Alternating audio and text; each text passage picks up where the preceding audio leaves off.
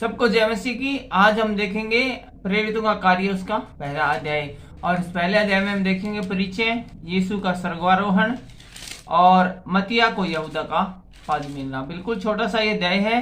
और प्रेरितों का कार्य जो है वो क्यों लिखा गया उसके बारे में जब हम इसकी भूमिका के बारे में पढ़ते हैं तो वहां पर लिखा है प्रेरितों का कामों का वर्णन लूका रचित सुसमाचार से आगे का वर्णन है। लूका रचित सुसमाचार जो है उसमें जो जितनी भी घटनाएं समा सकती थी वो उसमें आ गई, लेकिन उसके बाद जो घटना हुई, उसके तुरंत बाद जो घटनाएं हुई हैं उसका विवरण हमें प्रेरितों के कार्य में मिलता है। क्योंकि लूका रचित सुसमाचार और मती रचित सुसमाचार, यूहन्ना रचित सुसमाचार, इनमें सारे, और मरकुस रचित सुसमाचार, इनके अंदर सारी बातें ये शामिल नहीं की जा सकती थी।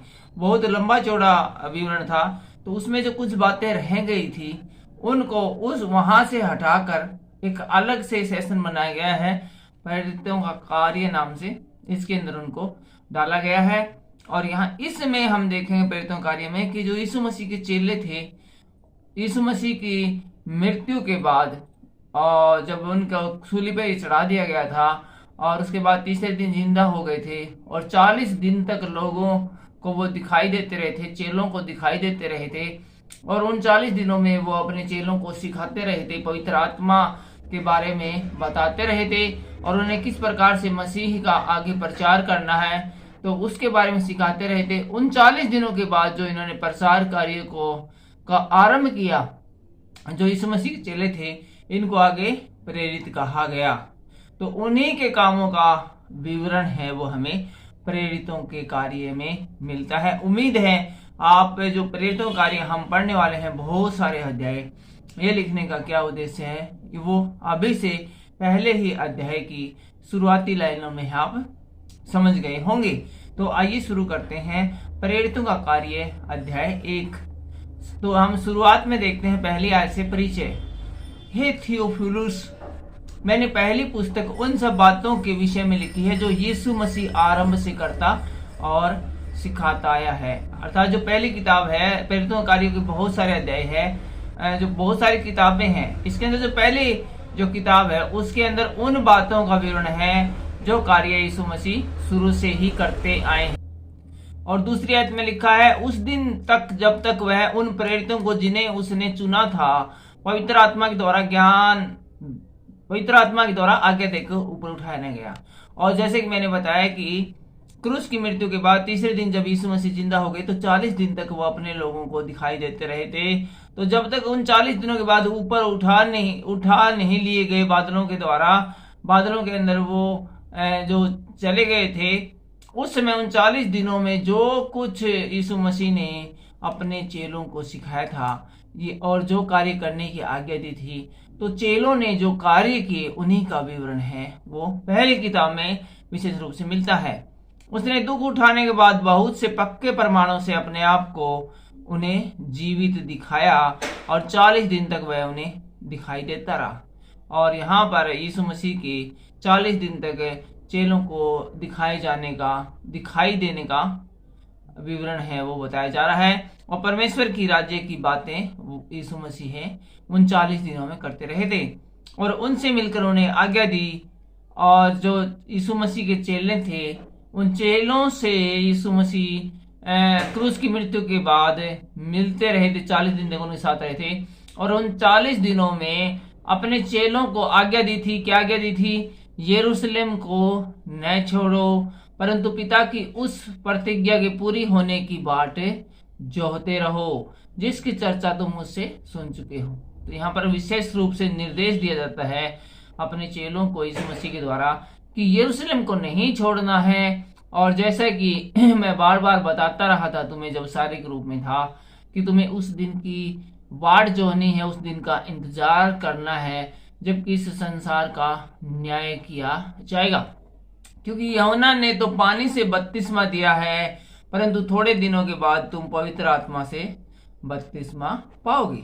तो यहाँ पर यीशु मसीह है, उन्होंने अपने चेलों से कहा था कि यूहन्ना तो पानी से बपतिस्मा देता था लेकिन तुम लोग जो मेरे चेले हो अब थोड़े दिनों के बाद है वो पवित्र आत्मा से बपतिस्मा पाओगे। और छठी आयत से हम देखते हैं यीशु का स्वर्गारोहण। अतः उन्होंने इकट्ठे होकर उससे पूछा, हे प्रभु, क्या तू इसी समय इजराइल को राज्य फिर देगा? ये जो बातें हो रही हैं, यहाँ पर चेले यीशु मसीह से पूछते हैं। पुरानी यादें, पुरानी घटनाओं का जिक्र हम यहाँ पर देख रहे हैं प्रेरितों के कार्य में। तो यहाँ पर जब सारे चेले यीशु मसीह पूछते हैं कि हे प्रभु, क्या तू इसी समय इजराइल को राज्य फेर देगा? तो यीशु मसीह ने उनको उत्तर दिया था, उन समय या कालों को जानना जिनको पिता ने अपने ही अधिकार में रखा है तुम्हारा काम नहीं है।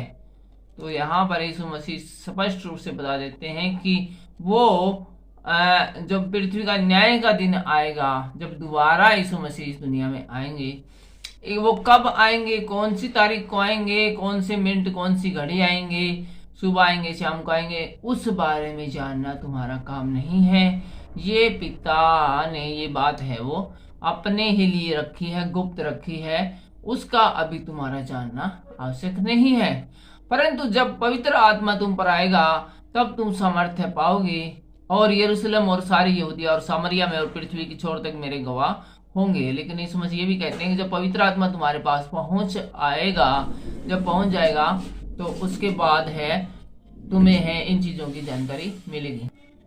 और यीशु मसीह बताते हैं कि पृथ्वी की छोर तक मेरे गवाह होंगे। लेकिन जब पवित्र आत्मा तुम्हारे ऊपर आएगा तो तुम सारी पृथ्वी में इस बात के गवाह होगे कि मैंने जो बात कही थी उसके तुम गवाही दोगे, पूरी दुनिया को गवाही दोगे। और यह कहकर उनके देखते देखते ऊपर उठा लिया गया और बादल ने उसे उसकी आंखों से छुपा लिया। तो यहाँ पर 40 दिन तक जब यीशु मसीह लोगों को, अपने चेलों को दिखाई देता रहा, तो अपने चेलों को जो जो आज्ञा देनी थी प्रचार के बारे में, प्रसार के बारे में, और परमेश्वर के जो साथ, प्रभु के साथ जो समय बिताया था उसके बारे में, लोगों को क्या क्या गवाहियां देनी थी उसके बारे में स्पष्ट निर्देश देने के बाद अंत में यीशु मसीह 40 दिन के बाद है वो स्वर्ग में उठा लिए गए थे।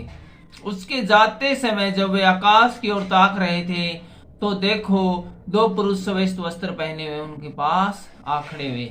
और वो जब उन्होंने देखा कि बादलों ने परमेश्वर यीशु मसीह को, परमेश्वर के बेटे को ऊपर उठाया है, और वे अवाक खड़े चेले सभी के सभी उसकी तरफ देख रहे हैं और बिल्कुल ऊपर ही देख रहे हैं, तो दो जो स्वर्गदूत है वो श्वेत वस्त्र पहने हुए उनके सामने उपस्थित होते हैं।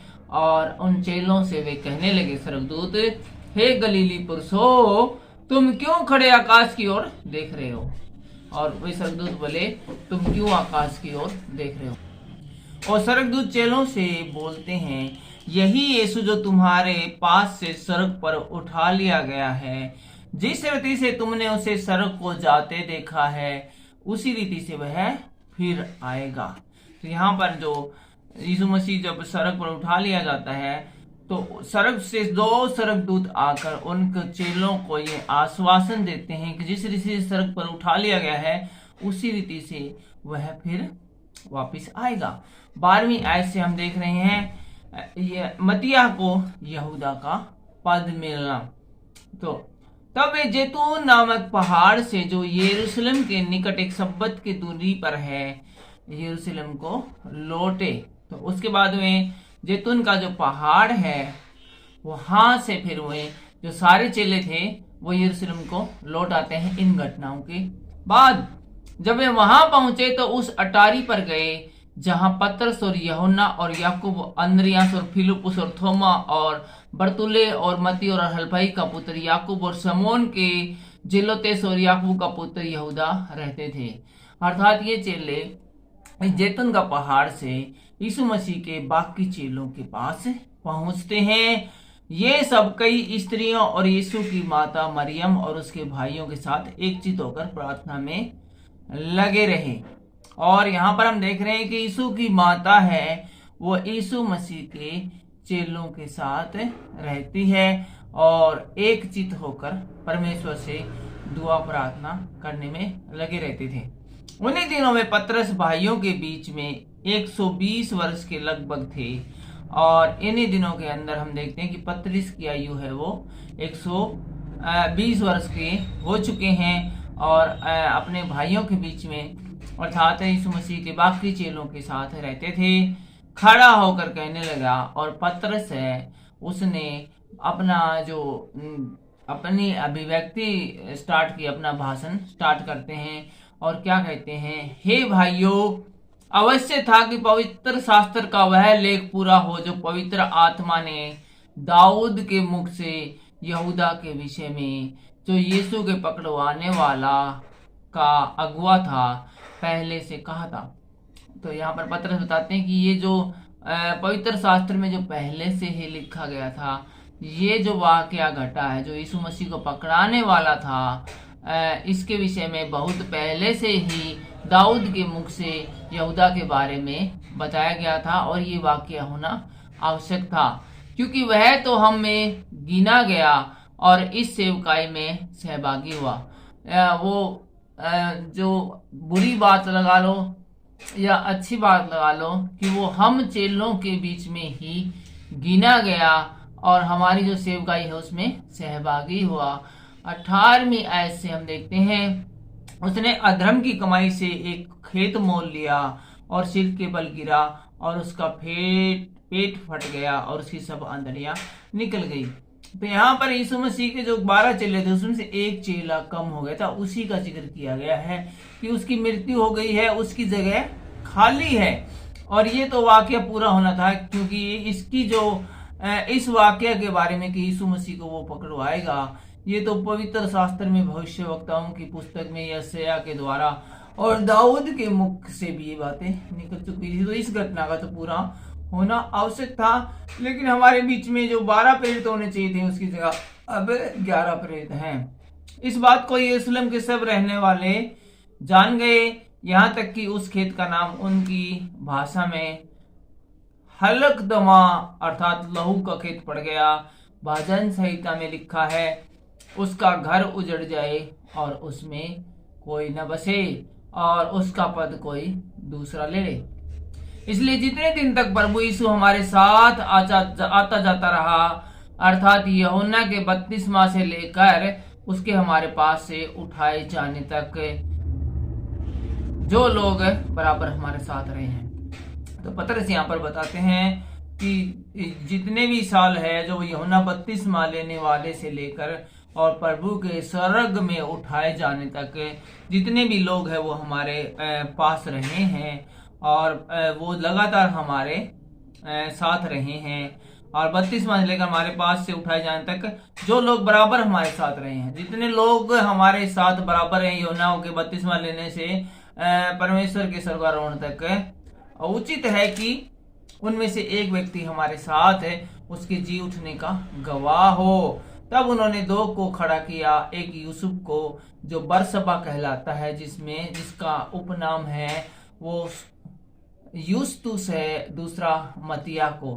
फिर उन्होंने 2 लोगों को इकट्ठा किया कि वो जो एक चेला कम हो गया है, 12 के चाहे 11 हो गए, उनमें से हम एक चेला अपनी तरफ से प्रार्थना करके पवित्र आत्मा की अगुवाई में उसकी भरपाई करते हैं, और ताकि जो यीशु मसीह के हैं वो 12 चेलों ही रहे, 11 न रहे। और यह प्रार्थना की और उसके बाद उन दोनों को खड़ा कर प्रार्थना करते हैं, हे प्रभु, तू जो सबके मन को जानता है, यह प्रकट कर कि इन दोनों में से तूने किसको चुना है कि वह इस सेवकाई और प्रेरिताई का पद ले, जिसे यहूदा छोड़कर अपने स्थान को चला गया है। यहूदा के मर जाने के कारण जो पद खाली हो गया था उसको भरने के लिए इन 2 लोगों को इकट्ठे करते हैं और प्रार्थना करते हैं पवित्र आत्मा से, यीशु मसीह से, परमेश्वर से, कि इनमें से एक को चुन ले कि वो कौन होगा जो कि हमारे साथ है प्रेरिताई का कार्य करेगा। तब उन्होंने उसके बारे में चिट्ठियां डाली और चिट्ठी मतिया के नाम पर निकली, और यहाँ पर इन दोनों के नामों की चिट्ठियां डाली गई तो मतिया के नाम की चिट्ठी निकलती है, अतः वह उन 11 प्रेरितों के साथ गिना गया। तो इस प्रकार से मतिया है वो उन 11 प्रेरिताओं के साथ गिना जाता है। आज के इस अध्याय में बस इतना ही, और अगले अध्याय में हम देखेंगे प्रेरितों का काम उसका दूसरा अध्याय। अगले वीडियो में हम देखेंगे प्रेरितों का कार्य उसका दूसरा अध्याय, और इस दूसरे अध्याय में देखेंगे पवित्र आत्मा का उतरना, पतरस का भाषण और विश्वासियों की संगति। तो फिलहाल के लिए इतना ही, हमारे साथ बने रहिए और परमेश्वर के जो वचन हैं उनसे लाभान्वित होकर अपने जीवन को सुखमय और आनंदमय बनाते रहिए। सबको जय मसीह की।